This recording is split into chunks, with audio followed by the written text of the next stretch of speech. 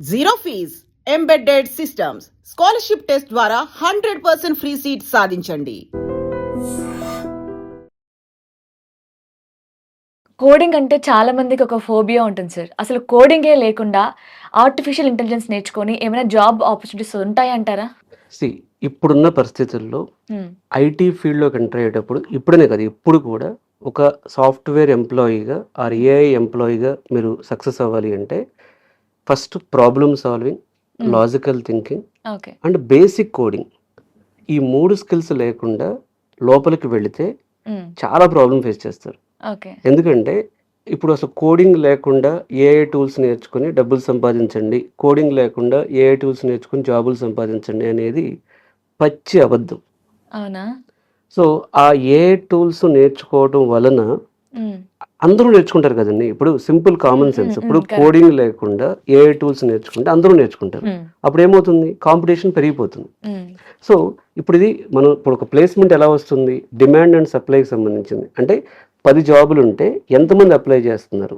So, నేను ప్రతి స్టూడెంట్‌కి చెప్పేదేంటంటే, కోడింగ్ చేయటం అనేది, ప్రోగ్రామింగ్ చేయటం అనేది, లాజిక్ బిల్డ్ చేయటం అనేది, లేకపోతే ప్రాబ్లమ్ సాల్వింగ్ అనేది, అసలు క్లయింట్ ప్రాబ్లమ్ అర్థం చేసుకోవడం, ఇవన్నీ కూడా చాలా చాలా ఇంపార్టెంట్ స్కిల్స్.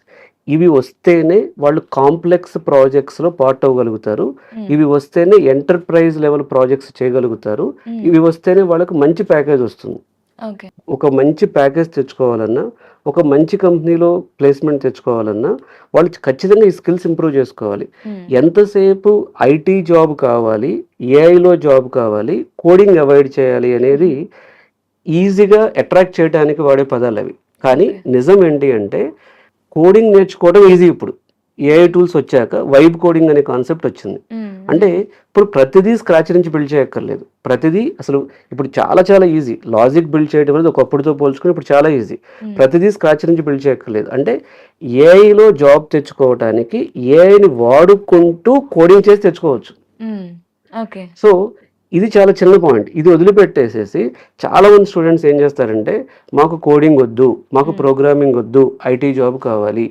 ఇది అంటే అందరికీ ఒక 5% 10% రావచ్చు. అసలు రాదు అని నేను చెప్పను జాబ్స్. కొన్ని ఉంటాయి జాబ్‌లు. కానీ వాటికి కాంపిటీషన్ ఎక్కువుంటుంది. ప్యాకేజీలు తక్కువుంటాయి. ఫైర్ చేసే ఛాన్సెస్ ఎక్కువుంటాయి. ఇప్పుడు ఉదాహరణ చెప్తాను, మాన్యువల్ టెస్టింగ్. ఇప్పుడు మాన్యువల్ టెస్టింగ్‌లో ఇప్పుడు గ్రోత్ గానీ, లేకపోతే జాబ్స్ కానీ తగ్గిపోతున్నాయి. ఎందుకు తగ్గుతున్నాయంటే ఆటోమేషన్ రావటం వలన, ఏఐ రావటం వలన. ఇట్లా ఓకే. ఇప్పుడు అసలు కోడింగ్ లేని జాబులు, లేకపోతే ప్రోగ్రామింగ్ లేని జాబులు వెళ్ళే బదులు హ్మ్. ఆ లాజిక్ బిల్డ్ చేయటం మీదే స్టూడెంట్స్ ఫోకస్ చేస్తే హుహు. అంటే ఆ లాజిక్ బిల్డింగ్ అనే కోర్సు చేసి అసలు నేర్చుకోవాలి. అంటే అది ఒక ప్రీ రిక్విజిట్ అది. హ్మ్. హ్మ్.